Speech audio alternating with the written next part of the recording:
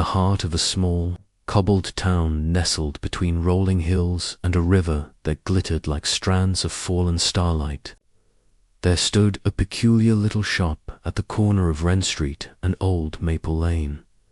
Its windows were never quite dark, and its Sinan engraved brass plaque no bigger than a teacup saucer reed, simply E. Thatchwick, Clocks and Repair.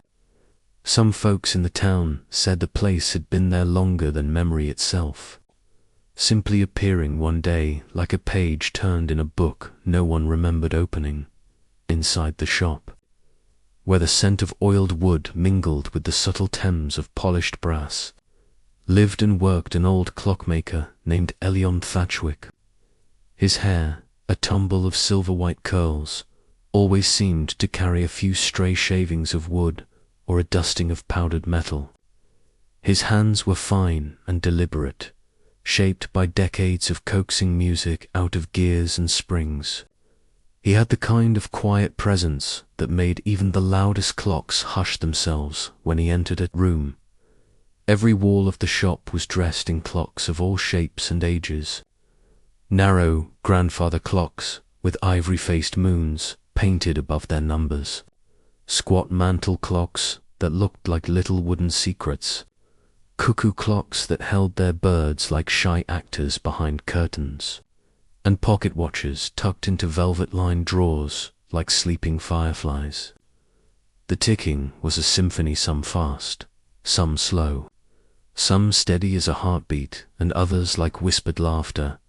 Elion rose each day before dawn, brewing tea in a copper kettle that whistled softly, as though mindful not to wake the smallest watch.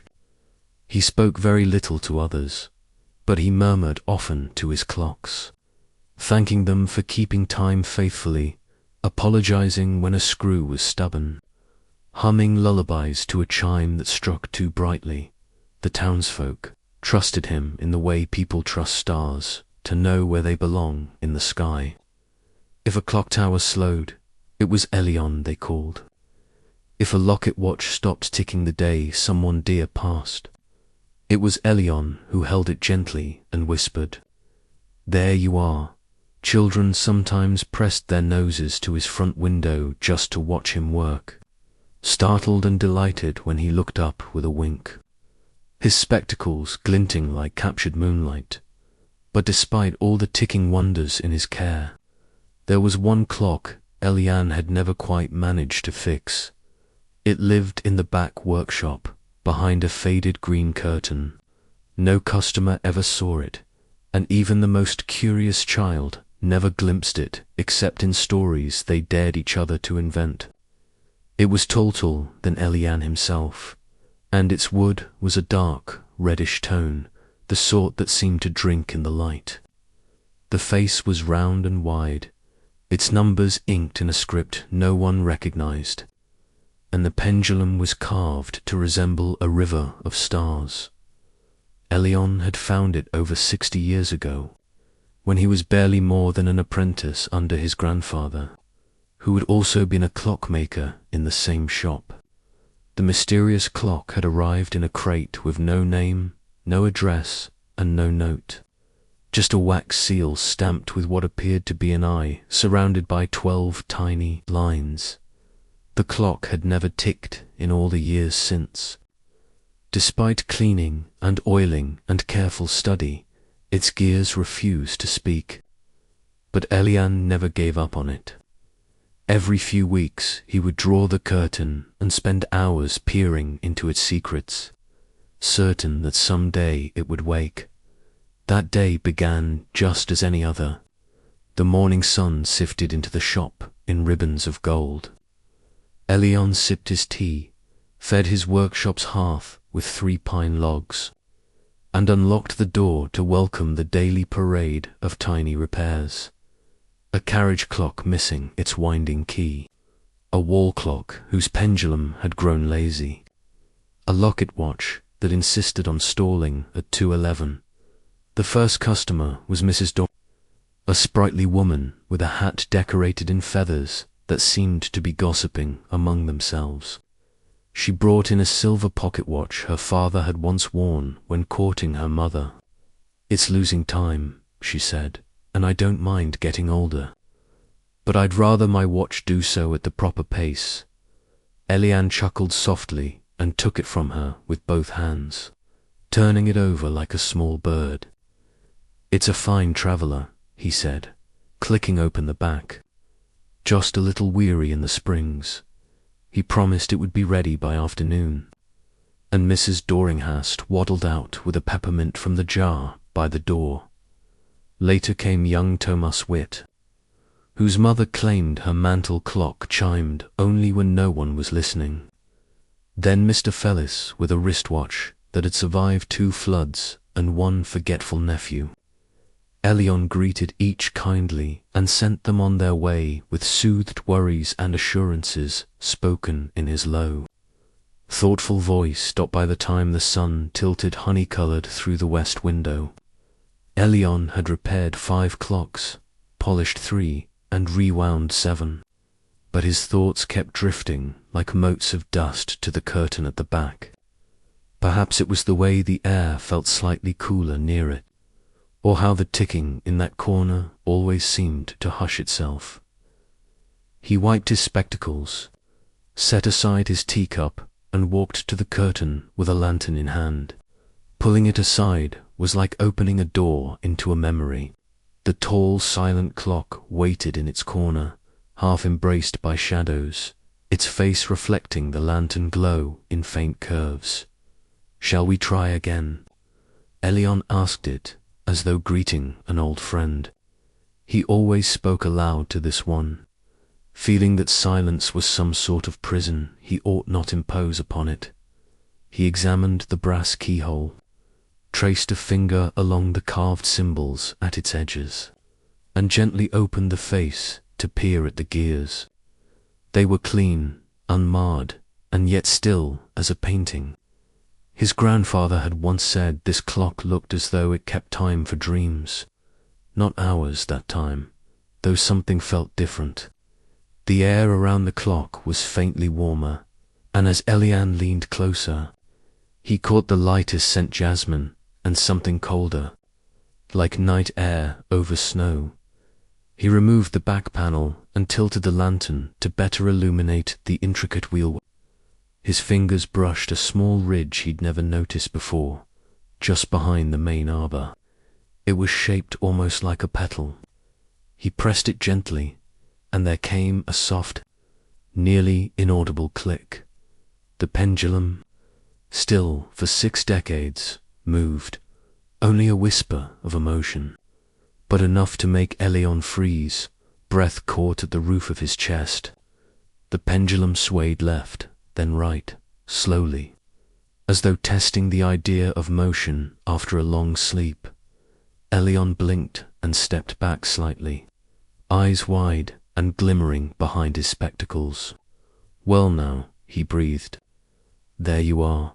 The clock did not tick, yet no sound escaped its face, but the pendulum continued its shy arc, and as it did, something else stirred inside the mechanism with a hush like silk sliding over stone. Elion leaned closer, lantern in hand, but at that moment a bell rang at the front of the shop, his doorbell tinkling as someone entered. He straightened, startled from his reverie. For a moment he considered ignoring it, but old habits tugged him away. He gave the silent clock a glance full of reluctant awe. "Don't wander off," he murmured, and drew the curtain back into place. Stepping into the front room, he found a tall man in a moss-green coat examining a row of carriage clocks.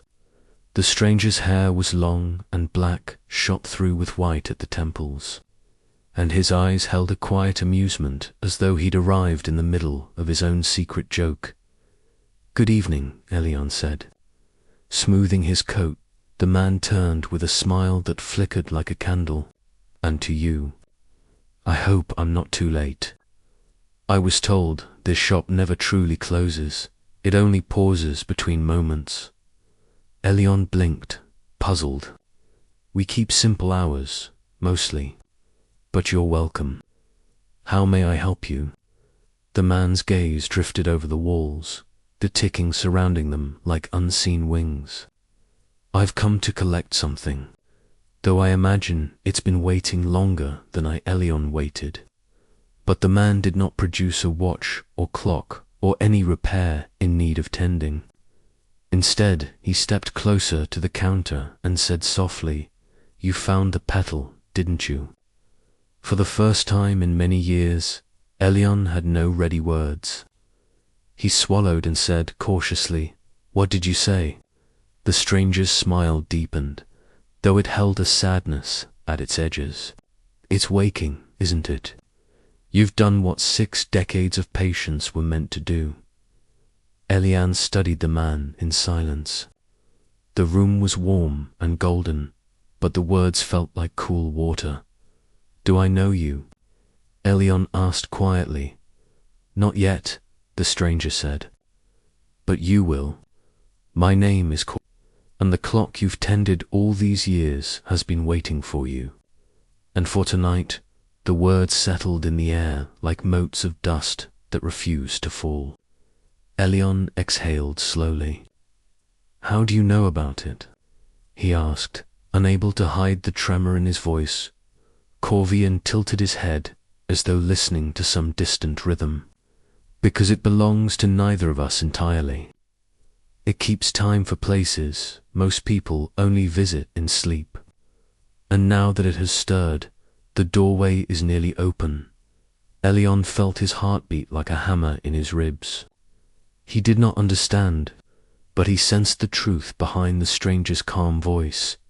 Before he could speak further, a faint sound emerged from behind the curtain. Not a tick, not a chime, something softer, like the first breath of wind that precedes midnight. Both men turned. Corvian's eyes gleamed. "Ah," he whispered. "There it is." Elion moved without realizing, lifting the curtain once more. The lantern light wavered, and in the corner the tall clock's face shimmered faintly.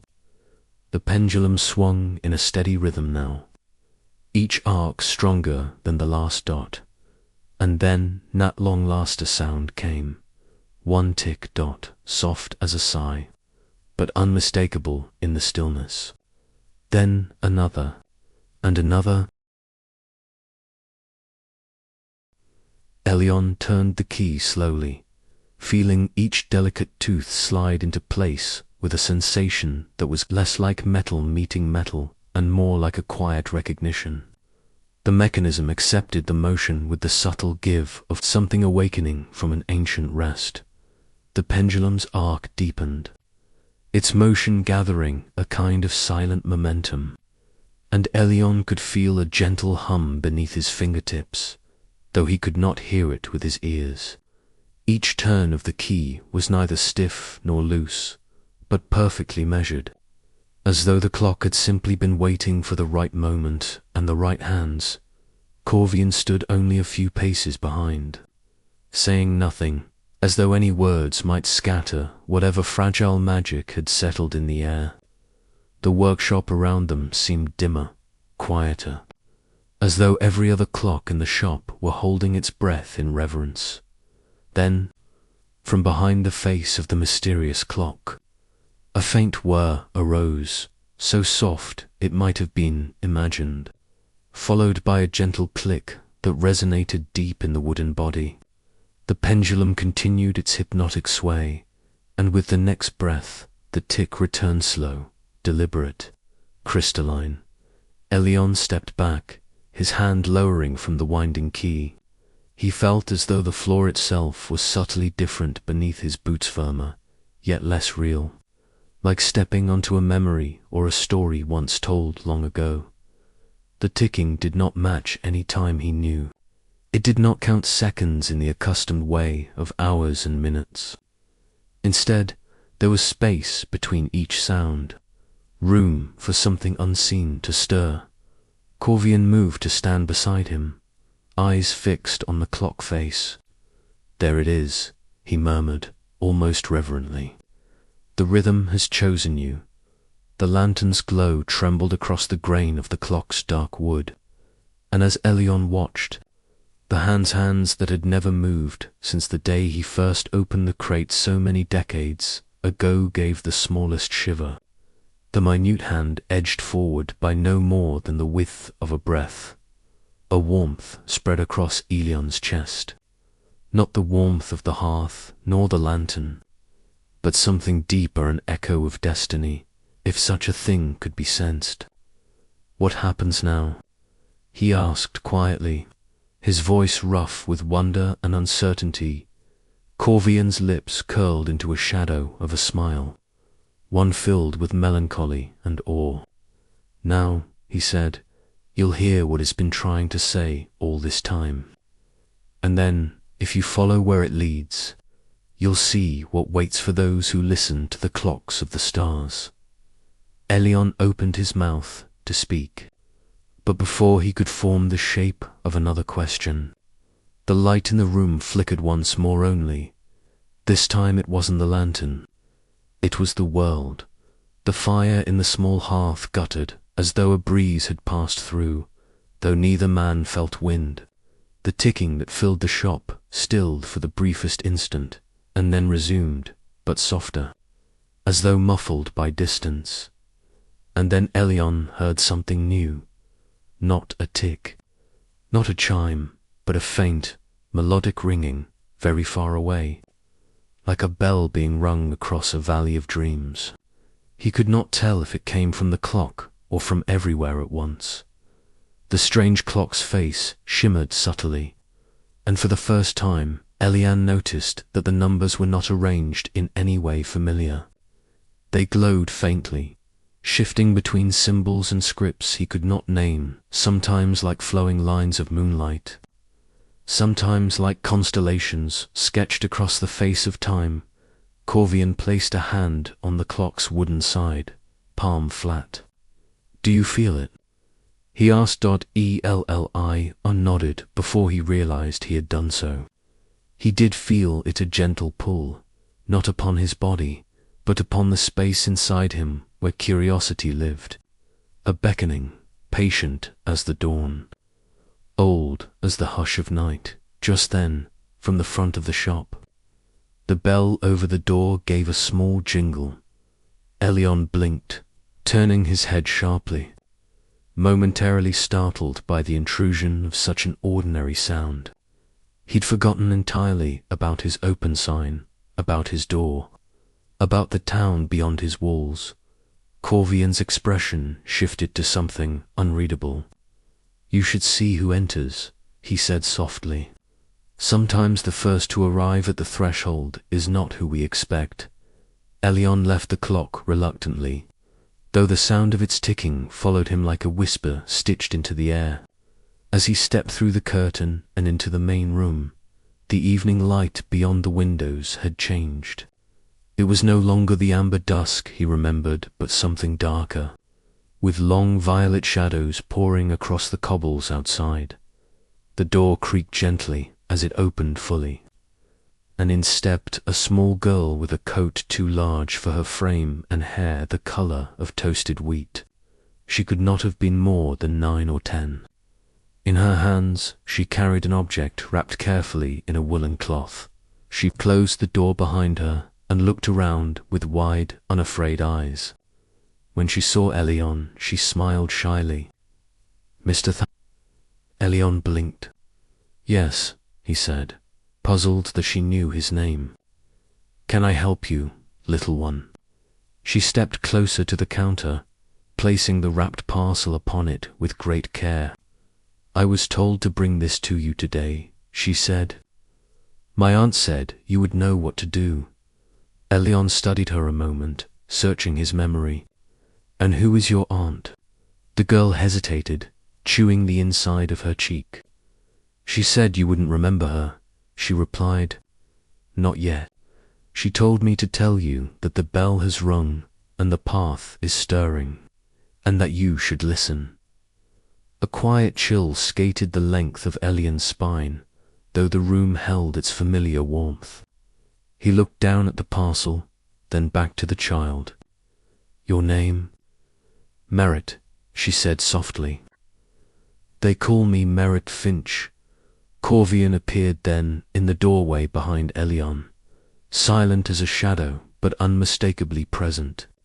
His gaze went immediately to the wrapped bundle, and he inclined his head slightly, as though acknowledging something he had long expected. Elion's hands moved with the practiced gentleness of a man born to careful work as he unwrapped the cloth. Within lay a small clock no larger than his palm, shaped like a droplet of polished black wood. Its face was silver, its hands delicate, and its back engraved with a single eye encircled by 12 faint rays, the same symbol that had sealed the crate of the tall clock so many years ago. He lifted it slowly, reverently. Merritt watched him with the calm of someone who understood more than she said. It stopped at the exact moment the stars trembled, she told him. My aunt said you would know what that means. Elion stared at the tiny clock in his hand. It bore no keyhole, no seam, no hinge. Yet, as he held it, he felt the same subtle pull he had felt near the tall clock, only sharper, more focused, like the tip of a quill pressing to parchment where a story is about to be written. Behind him, Corvian spoke quietly. The smaller one is not meant to keep time. It is meant to carry it. You will need both. Elion turned slowly toward him. Both for what? But Corvian did not answer the question directly. Instead, he looked to Merritt. You've done well, he said. Will you sit a while? The journey ahead may yet need your courage. Merritt nodded, hopping lightly onto a stool near the counter, swinging her feet as though she were merely waiting for bread at the bakery. Elian glanced toward the curtain where the tall clock waited, ticking its strange rhythm. He felt as though the room around him were no longer entirely rooted in the town he knew. Something had shifted, like a gear slipping into a new alignment. He turned the small black clock over in his palms once, then carried it carefully through the curtain. Corvian and Merritt following Dot in the workshop. The shimmer around the tall clock's face had brightened almost imperceptibly. The tick had grown steadier, though still softer than any other sound in the shop. It called, not loudly, but clearly. Elion placed the small clock atop a padded cloth on his work table. Corvian moved to stand at the tall clock's side, seemingly content to watch Eli on approach the great clock once more, his senses sharpening. Without quite meaning to, he reached up and stroked the wooden frame, his fingertips finding the faint outline of symbols carved into the edges that he had seen but never truly seen, that as he traced them, they almost seemed to warm beneath his touch. Merritt stood near the workbench, eyes fixed on the clock face. The sky is different, she murmured. Elion glanced at her. Outside. She shook her head. Not outside the shop. Outside the clock. Her words hung in the air like a chord waiting for its final note. Corvian gave the faintest nod, as though her meaning were clear to him. Elian turned back to the tall clock just as the minute hand shifted again, this time by a full mark's worth of movement. The hour hand gave the slightest tremor, as though testing the idea of turning Dot, and then the world around them hummed, not loudly, not violently, but deeply, like a memory stirring in the bones of the earth. The lantern flame bent sideways as though drawn by an unseen tide. The air tasted of metal and starlight. Elion's skin prickled, not with cold, but with anticipation. He watched as a narrow fissure of light appeared at the seam where the clock's face met its frame. It was the palest silver, like moonlight reflected in a teardrop. Slowly, silently, it widened, not with the motion of something opening, but as though revealing what had always been just beneath the surface. Merritt took a breath so soft it might not have been heard in any other moment. Corvian's posture shifted, his hands clasped loosely behind his back. Elion felt the weight of his years, and yet the lightness of a child standing on the edge of a wonder he had never dared name. One more tick sounded, clearer now, resonant, like the ring of a crystal glass. The sensation of passing through the surface of the clock was not like stepping through a doorway, nor like falling, nor like being pulled. It was closer to remembering a dream while still inside it, the way one might suddenly become aware that gravity could flow sideways if it wished, or that the sky might lean down and speak if given reason. Elian felt no fear, only a profound and aching curiosity, like the soft tug in the chest when seeing a light in the distance and knowing it has been waiting only for you. The light enfolded him, cool and warm by turns, and when it faded, there was no sense of having moved at all yet. Everything around him had changed. He stood upon what seemed at first glance to be a floor of obsidian glass, polished to a sheen so flawless it reflected the heavens that stretched above him. But when he looked closer, he could not tell where the ground ended and the sky began. The stars were beneath his feet as well as above, drifting in slow currents of silver flame, some twinkling, others tracing languid spirals in patterns he did not recognize. The air, if it was air, carried a faint hum, not unlike distant chimes suspended over deep water. He glanced behind him, expecting to see the clock's wooden frame as a threshold. But there was nothing, only the endless expanse of starlit dark curved gently in all directions, for the first time in many decades. Elion felt very small, but not insignificant. Rather, he felt as though he had stepped into a much larger clock, one whose gears were galaxies and whose springs were the hidden breaths of forgotten hours. He took one careful step forward. There was no sound beneath his boots, but ripples of light shivered outward from the place his foot touched. The stars below him stretched and then settled again as though adjusting themselves respectfully. Somewhere not far ahead, a faint path appeared not as a road, but as a subtle alignment of larger stars and muted glows, winding gently into the distance like a ribbon unrolling across a velvet cloth. Elion felt drawn to it, though the pull was gentle and patient, as though it trusted he would follow in his own time.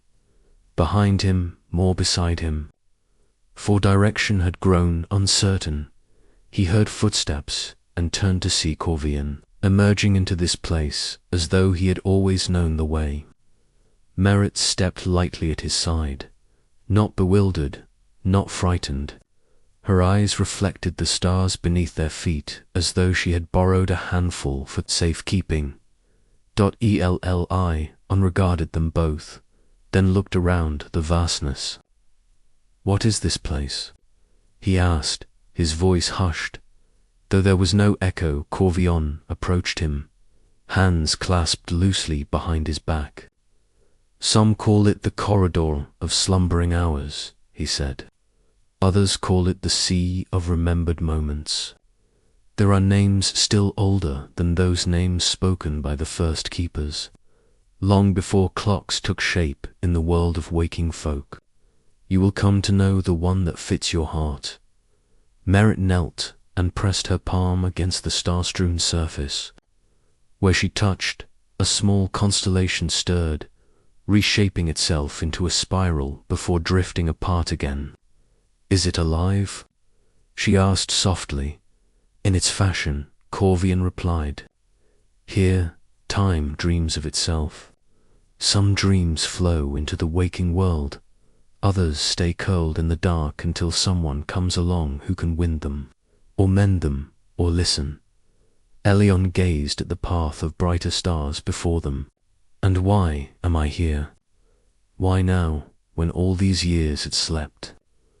Corvian gave him a look both kind and sorrowful, because it could not open until you were ready to turn the key, and because something has begun to stir in the constellations that should not stir without a keeper to hear it. Merit stood and brushed imaginary dust from her coat. My aunt said that the hours were shaking like leaves in a storm. She said that if no one came, they might fall into the dark and be lost. Elion frowned gently. Hours, can time itself be lost? Corvian inclined his head. Not in the way a mislaid object might vanish, but hours are not merely measurements. They are lived, they are felt, they carry memory. If too many remain unanchored, they can drift. Entire stories could fade from existence.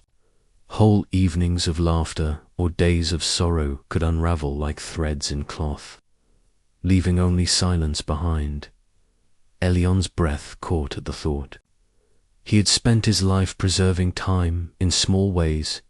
Serving seconds kept their rhythm. Minutes found their places. Hours marched in steadiness. The idea of hours themselves unraveling struck at him with a quiet, shuddering clarity. He looked again at the path of stars. And we must follow that. Corvian nodded. The clock you tended is a doorway, but it is also a guide. Its rhythm will lead you to the place where the disturbance began. You must listen, Elliot, not with your ears, but with the patience that lives in your hands. Elion said nothing for a long moment, remembering the decades spent winding springs, setting gears to their proper mesh, polishing glass until it gleamed like the surface of a thought. He did not pretend to understand this place, but neither did he feel lost. The same devotion that had kept him beside the silent clock all those years stirred now like a chime awakened. Merit tugged gently on his sleeve. We should go before the path fades, she said, though the path seemed steady and bright to his eyes. So he nodded once and began to walk. Each step sent a soft ripple of light outward from his boots, and the path responded, brightening ahead as though pleased by his choice. Corvian followed at a short distance, and Merit danced lightly up ahead, sometimes skipping from star to star, sometimes walking with a gravity beyond her years. They moved in silence for a time that could not be measured. There was no sun nor moon here, only the patient pulse of distant galaxies and the occasional slow turning of colossal orbs that might have been planets, or clocks, or something in between as they walked. Elion began to notice things shaping themselves in the distance, dark spires rising and falling like the teeth of gears. Vast rings turning in slow motion around nothing visible. Arches of light that flickered and vanished when not directly observed at one point. Merit pointed to a vast crescent-shaped structure hovering on the periphery of vision. "What is that?" she asked. Corvian glanced at it briefly. A memory of a clock tower that once stood in a city long since swallowed by sand. Its chime was so beautiful that echoes of it drifted into this place and found shape in the dark. When someone remembers it with love or longing, it glows a little brighter. Elion felt a pang in his chest, not sorrow, but recognition. He had spent his life among clocks, not merely because they kept time, but because they kept stories. Every clock he repaired carried a fragment of someone's morning or someone's midnight. He had always known there was poetry in their ticking, though he had never spoken of it. They continued on, the path winding gently through a field of brighter stars. Some floated upward like lanterns, others dipped low as though bowing. At times the space around them seemed to breathe in slow, immense sighs. After an unknowable span, the path broadened into a wide expanse where the stars were and the ground beneath their feet grew darker, as though the reflections below had withdrawn. In the center of this expanse lay something that at first appeared to be a pool of still water.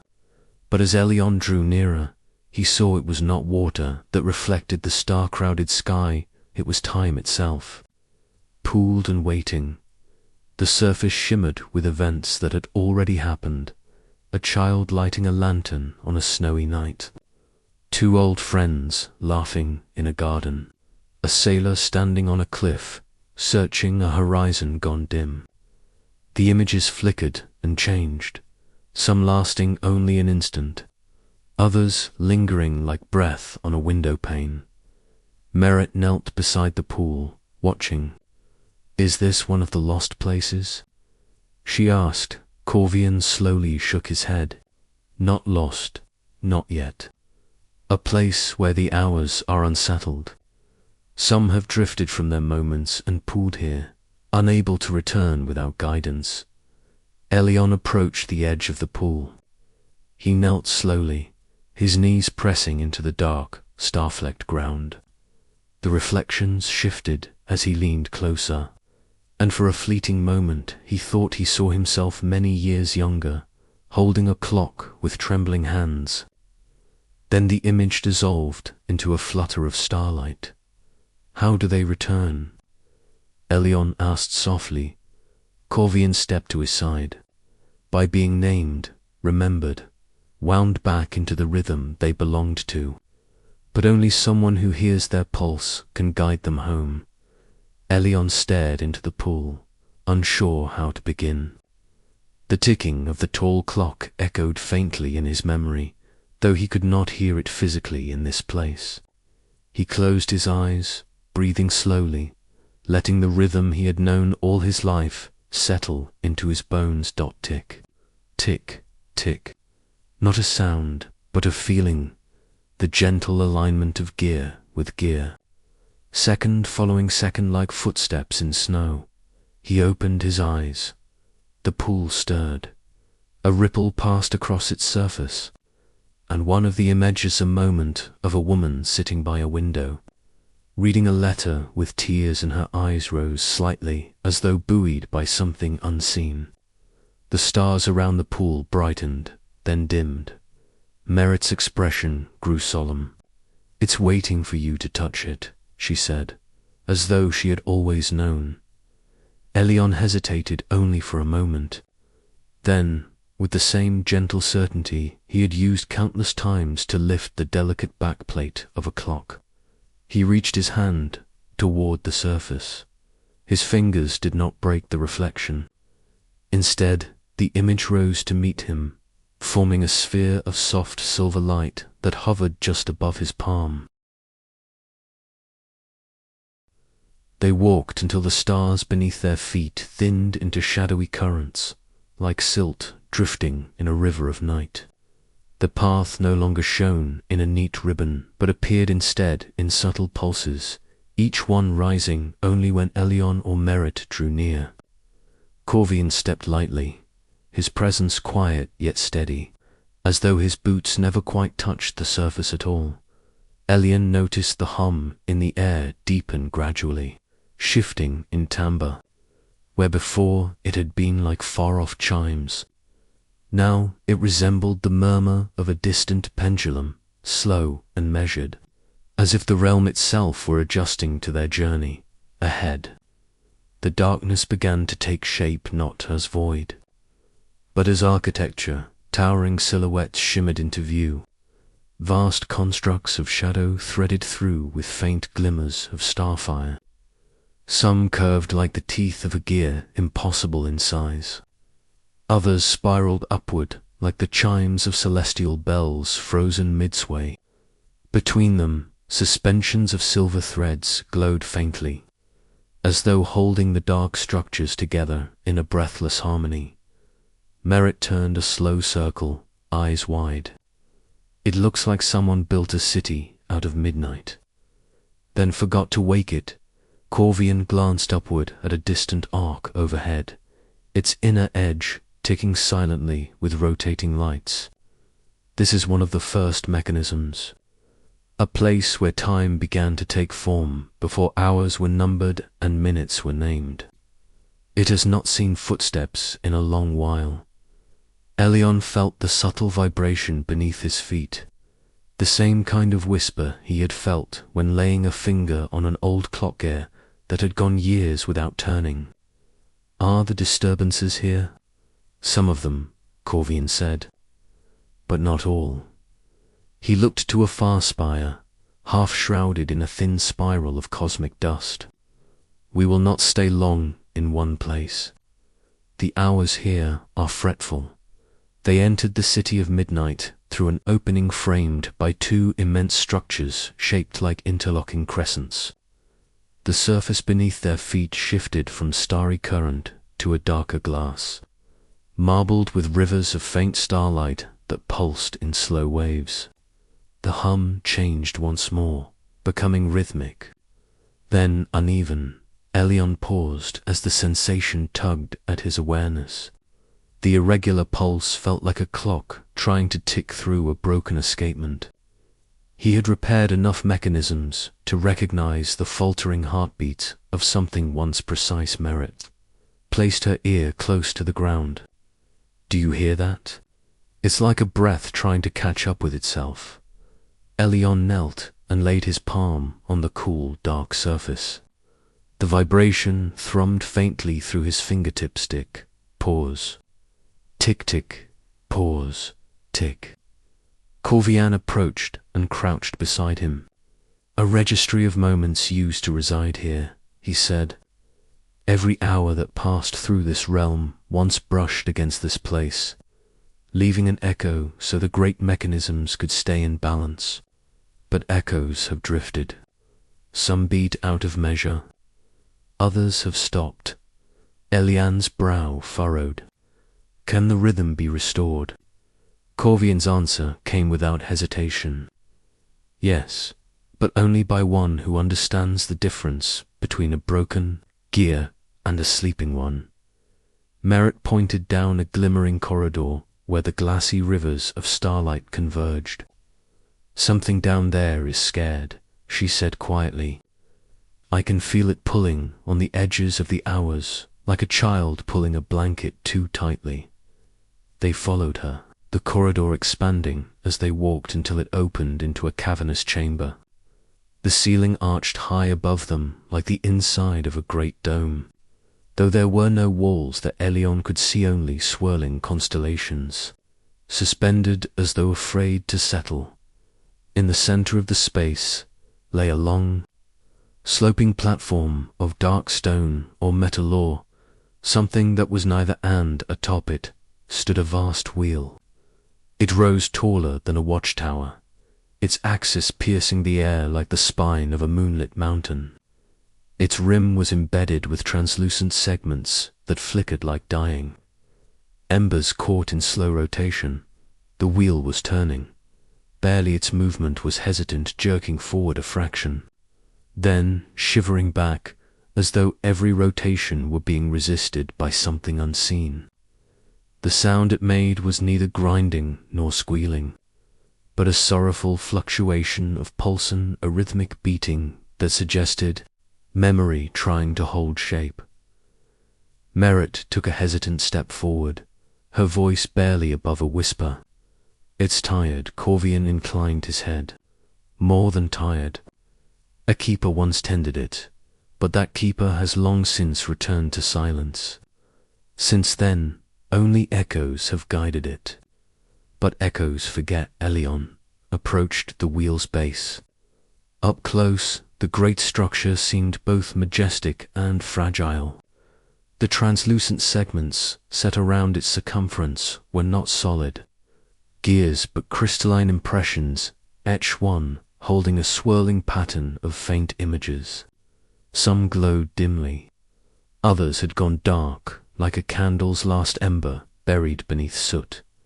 He recognized the sensation immediately, not as one recognizes a friend, but as a craftsman recognizes an old challenge, the ache of a mechanism deprived of attention. Without a word, he stepped closer and placed his palm flat against the rim. A soft resonance, deeper than hearing, trembled through him. His breath caught as flickers of memory rippled across the wheel's surface. A girl pulling a sled across early snow. A man lighting a lamp in a tower by the sea. A flock of starlings turning like ink across the dusk. They were out of step, overlapping where they should have flowed. Some stalled mid-image, like held breath. Elian closed his eyes and listened not with ears, but with the rhythm that had guided every pocket watch, every mantel clock, every music box that had passed across his workbench. He could feel the hesitation between the pulses, could sense where the alignment had faltered. Tick, tick. Silence, tick. No mechanism could sustain such an uneven pulse for long. He ran his other hand along the wheel, not pushing, not pulling, merely feeling where the rhythm strained Corvian and Merritt stood several paces back, speaking no word. The chamber itself seemed to hold its breath as Elion traced the wheel's curve. His fingertips brushed a segment of darker crystal. He paused. Something there felt unanchored, not broken, not shattered, merely adrift, as though its memory had slipped loose of its lattice. He pressed gently, and the segment flickered. A soft image surfaced, an old woman lighting a candle for someone unseen, her hand lingering near the flame. The image dissolved a moment later. Elion looked down at the base of the wheel. Beneath the great rim were smaller structures, delicate supports like ribs and spokes, some slightly askew. He knelt and examined one that pulsed faintly. The pulse was sluggish, like a heartbeat slowed by cold dot with gentle care. He placed 2 fingers upon the rim once more, sinking his breath to the faint pulsing old habit from decades of adjusting minuscule clock gears. Inhale when the rhythm tugs. Exhale when the tension releases. Find where the motion stutters, and let the silence guide your hand. Time itself, for a moment, seemed to lean closer. The irregular pulse hesitated, then responded, just barely smoothing for a single heartbeat before faltering again. Merritt whispered, "It's listening to you." Elian kept his eyes half closed, focusing not on sight but sensation. "It does not need to listen to me," he murmured. "It needs to remember how to listen to itself." With slow, deliberate motion, he touched beneath the rim into a recess that glowed faintly as his hand approached. Inside, set like a delicate escapement, was a cluster of starlit threads spiraling around a tiny axis of shadow. The threads trembled, occasionally drifting out of alignment and snagging against one another. He had seen something like this before, in miniature threads of memory or sentiment tangled in a locket clock that had belonged to a widow years ago. She'd claimed the timepiece would sigh when she wept. Whatever this was, it bore that same sorrow, magnified across eons. Elion did not try to untangle the threads by force. Instead, he settled his fingertips lightly among them and let his breath fall into their rhythm. Tick. Pause. Tick. Silence. Tick. He whispered, though he did not know why, words of no particular language, shaped only of comfort, the sort of murmur one might offer to a frightened creature. Not command, not instruction, just patience.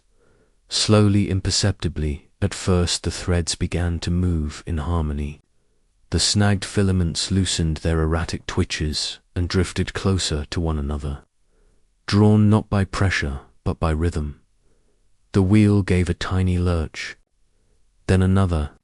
The pulse, though still halting, steadied a fraction. Merritt's eyes shone. "You're fixing it," Elion exhaled softly. "No, I'm reminding it that it's not alone." Corvian stepped closer, voice low.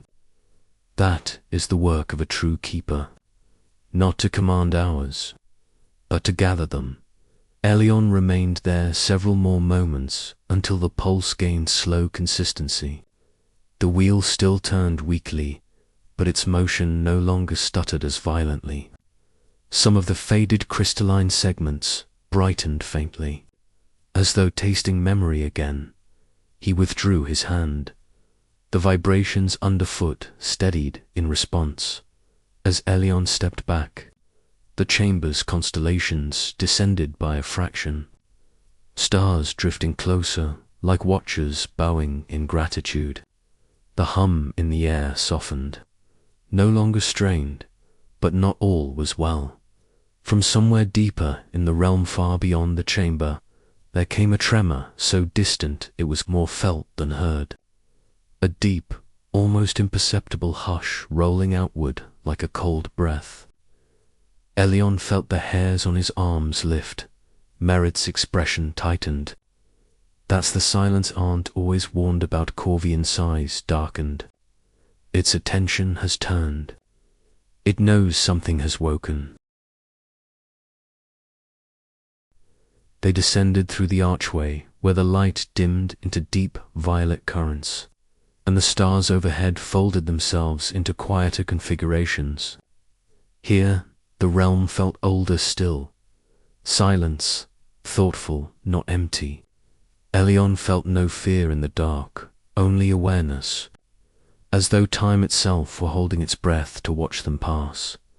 The path they followed was not a path in shape, but in sensation, a subtle pull, like the faint turning of a key in a lock one cannot see. The ground beneath their feet remained dark and glass-like, though flashes of memory flickered in brief bursts beneath the surface. A child dropping a toy into a stream.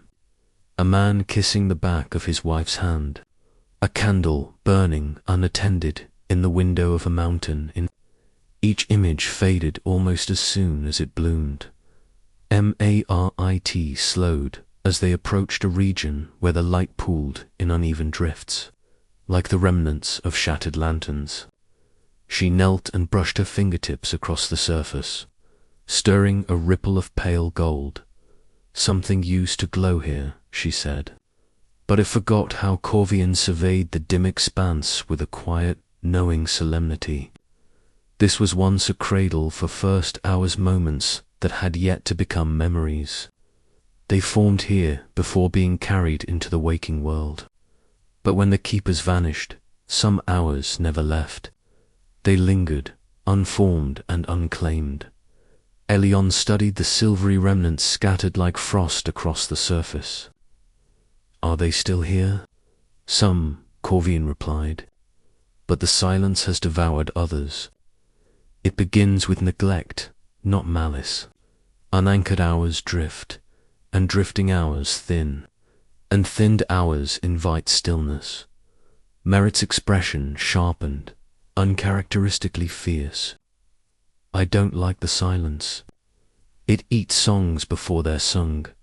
They moved through the remnants, careful not to disturb the faint glows lodged in the cracks of the dark stone.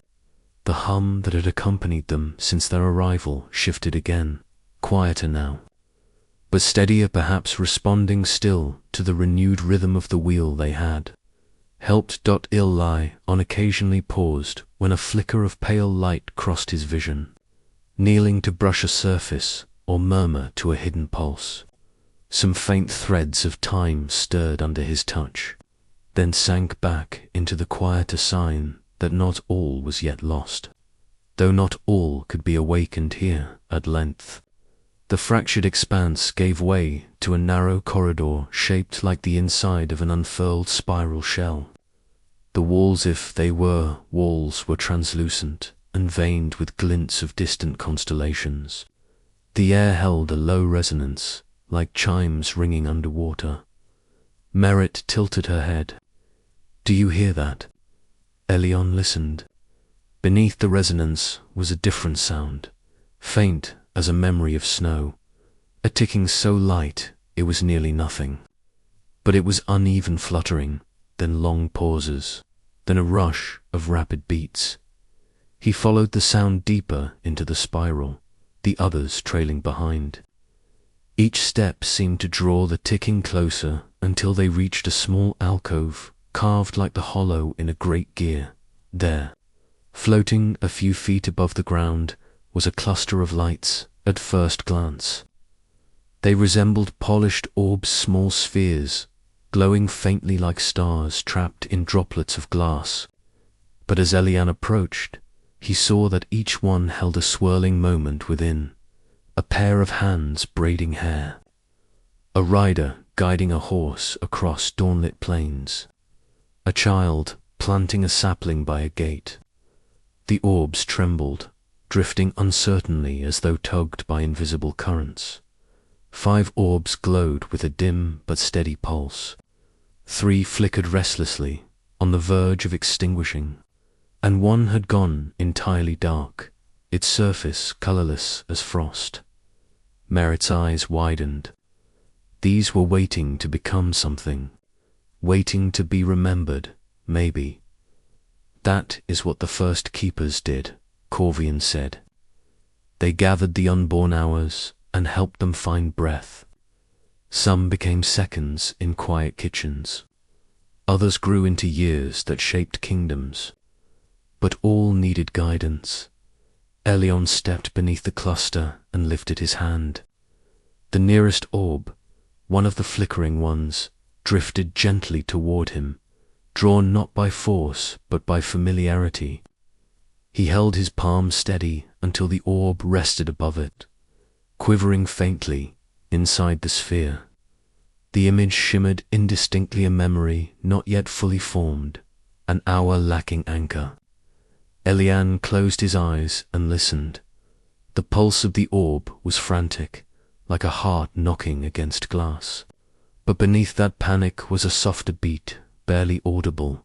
He steadied his breathing, letting his own inner rhythm align gently with the trembling light.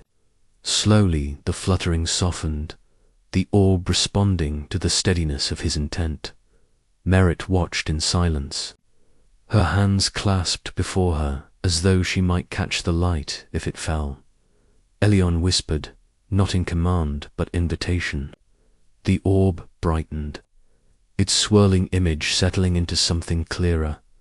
A boy standing beneath a tree heavy with blossoms, eyes closed as petals drifted around him like rain. The moment glowed stronger, steadier. Then with a delicate motion, Elian lifted his other hand and nudged the orb upward toward the space where the spiral's inner light gathered. Instead of drifting away, the orb folded into a shimmer of starlight and vanished. But the tick it had carried remained, joining the hum of the realm as a quiet beat, no longer frantic. 1 hour anchored, Corvian said softly. Up, Elli, on turned to the others. The Dark One, can it be saved? Corvian's gaze lingered on the unlit sphere. No light remains in it, but some hours can be rekindled if joined to those that still breathe. Merritt reached up to touch the edge of one of the dimmer orbs. Maybe it just forgot who it wanted to be. Elian approached the dark hour. It hovered slightly apart from the others, its surface dull and cool. He touched it, expecting only silence, but felt instead the faintest stirring, like the echo of a memory turned inward. There is something left, he said. Corvian seemed surprised. Then it is yours to mend. But gently. A darkened hour can crumble into stillness if awakened without care. Elion cradled the sphere between both hands. Though it carried no light, it held weight not of substance, but of possibility. He drew a breath and let the rhythm of his heart guide his touch once more. He remembered times he had handled the most fragile mechanism, snapped spring in a music box owned by a widower who could not bear silence, the bent pivot of a locket clock that had ticked through a soldier's final night. You did not force such things open. You waited until they wished to turn. He whispered again, words without tongue or sound, shaped only by intent. At first, nothing changed. Then, a tremor, faint. Then a pulse, like a candle remembering its flame. A tiny glimmer stirred within the sphere's heart, barely visible like a star glimpsed through mist. Merit held her breath. Elion coaxed gently, not pushing the light outward, but drawing it toward warmth. The glimmer grew not bright, but alive. It flickered once, then held. He loosened his hands just enough, and the darkened sphere drifted upward, faintly aglow. The other orbs brightened in answer, as though relieved Corvian bowed his head, a rare gesture of reverence. You have restored what most believed lost. Elion looked up as the newly awakened hour joined the rest. Not lost, he said quietly, only waiting to be heard. The hum around them grew stronger by a breath, as though the realm had absorbed the hour's returning pulse. The spiral walls shimmered faintly, and a distant conduit of stars shifted direction, recalibrating some unseen alignment. But the tremor from beyond the hush that had stirred after the wheel remained. The silence had not been banished. It waited, patient and hungry. In deeper reaches, Merit pointed toward another arch that yawned at the far end of the alcove, a dark nostril of shadow pulsing with a rhythm discordant with the rest. There, she whispered, whatever we just mended, something deeper is trying to unmake. Corvian looked to Elion. Are you strong enough to continue? Elion gazed briefly at his hands, then at the fading glow around the newly anchored hours.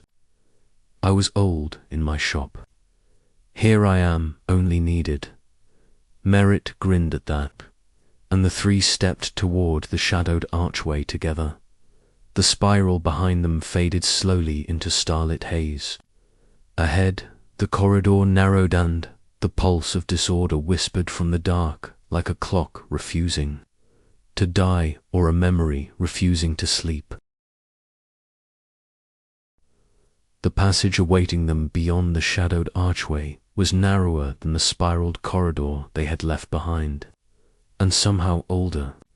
The air shifted the moment they crossed its threshold, not colder, not warmer, but thinner, as though this stretch of the realm lay between breaths of the great mechanisms.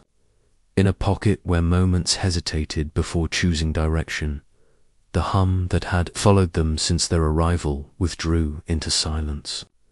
Not the hungry silence Corvian had warned of, but the fragile quiet of a room where someone once whispered a farewell that was never answered.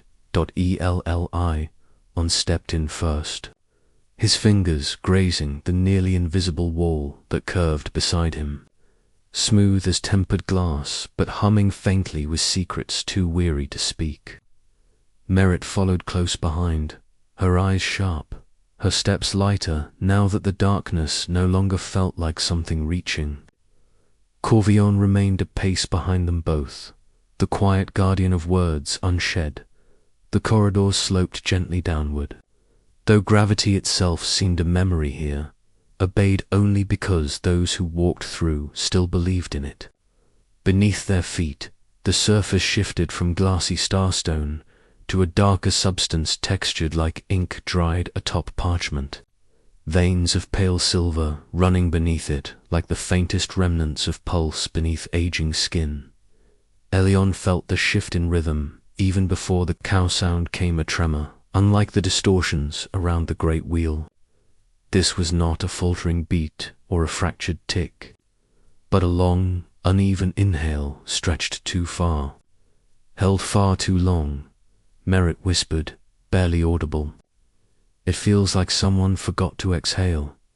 They reached the end of the corridor, where the space widened abruptly into a chamber without symmetry. It resembled a cavern shaped by the breath of a drifting moon, or perhaps carved by memory made manifest.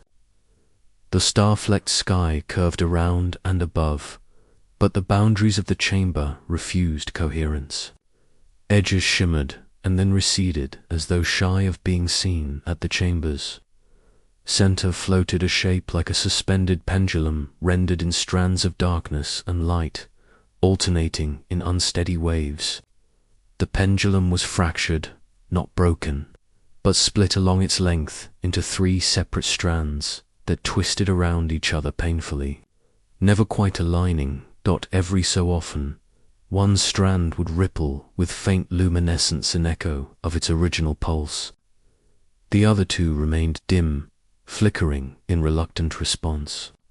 When the strands drifted apart too far, the entire structure groaned not in sound, but in the quivering of the air and the tremor beneath their feet.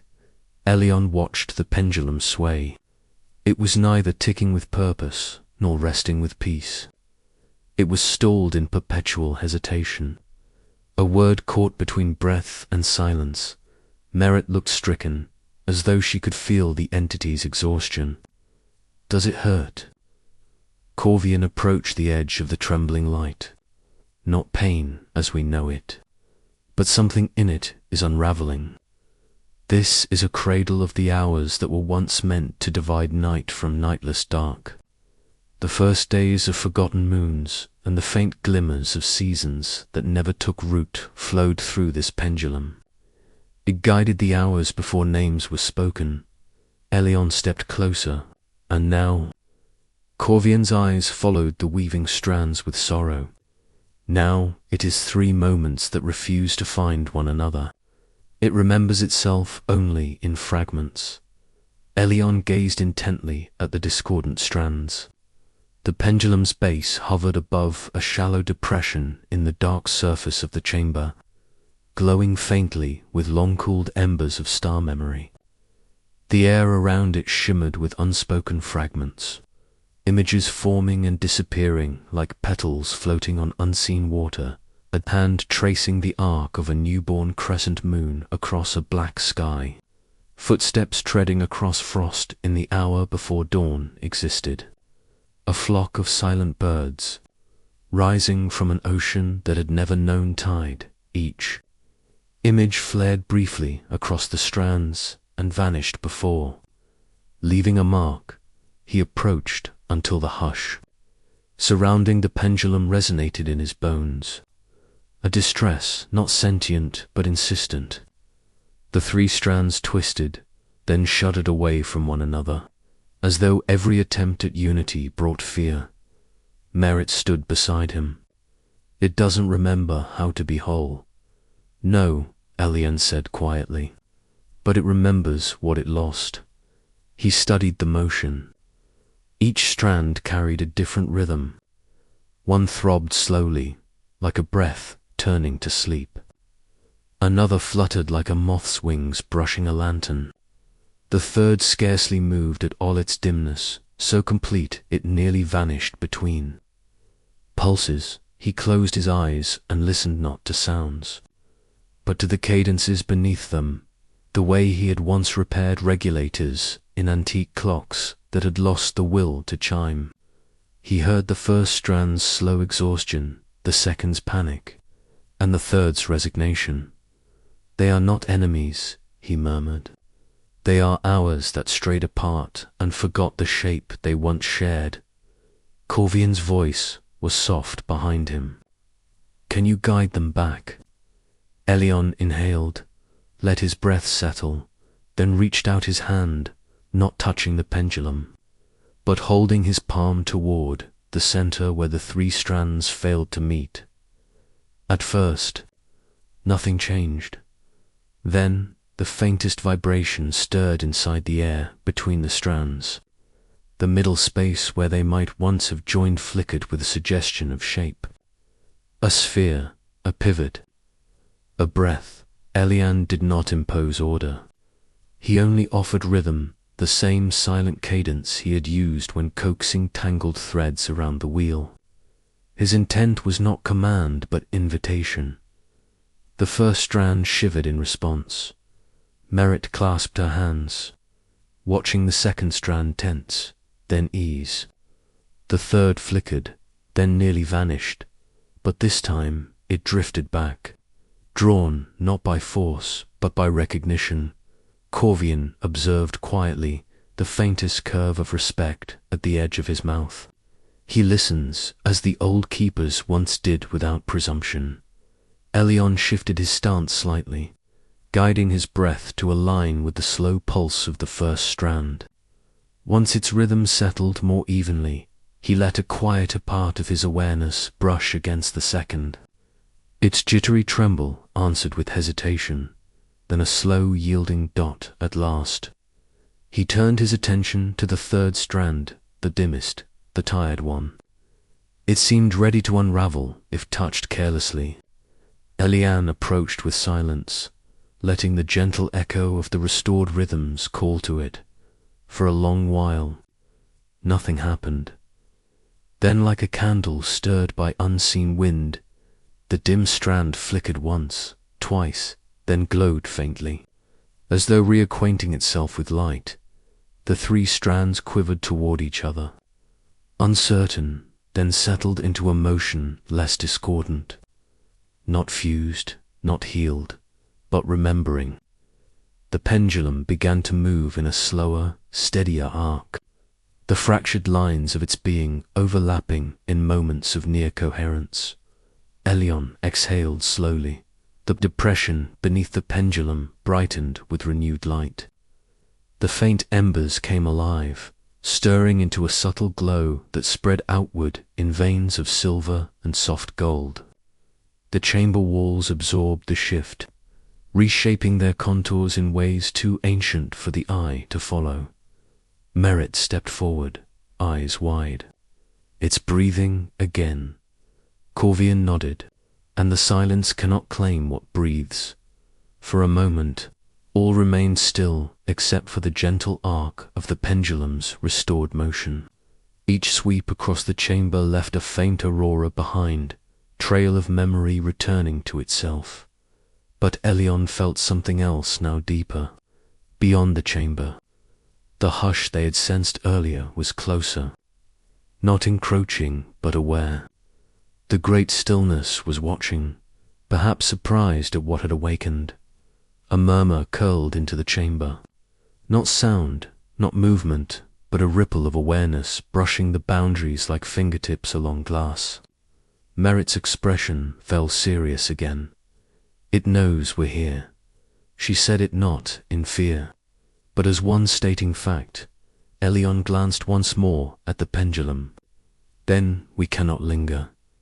As they turned to depart, the chamber shifted slightly, as though reshaping its layout to allow them exit. Beneath them, the dark-veined surface pulsed with a steady rhythm now, called back to order by the rejoined strands. They entered the corridor once more. This time, the path was clearer not in shape, but in certainty. The fragments they had soothed here sent ripples outward into the greater realm, restoring cohesion in unseen lattice.